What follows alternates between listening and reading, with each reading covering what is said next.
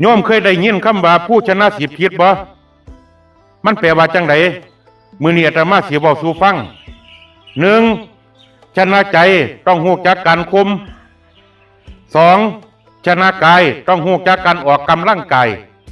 ยกตัวอย่างอาตมาย่างอ้อมวัดจังซี่ก็ออกกำลังกายเด้ 3. ชนะโลกด้วยการเลือกกินสิ่งใดมีประโยชน์สิ่งใดบ่มีประโยชน์ 4. ชนะคนต้องรู้จักกันให้ 5. ชนะเพื่อนฝูงมิตรสหายต้องรู้จักการช่วยเหลือซึ่งกันและกัน 6. ชนะศัตรูต้องรู้จักการให้อภัย 7. ชนะกิเลสต้องรู้จักการปฏิบัติธรรม 8. ชนะเงินต้องรู้จักการเก็บออม 9. ชนะภัยต้องรู้จักการป้องกัน 10. ชนะเมียต้องเงียบอย่างเดียวอย่าไปเถียงถ้าบ่อยากมีปัญหาเจริญพร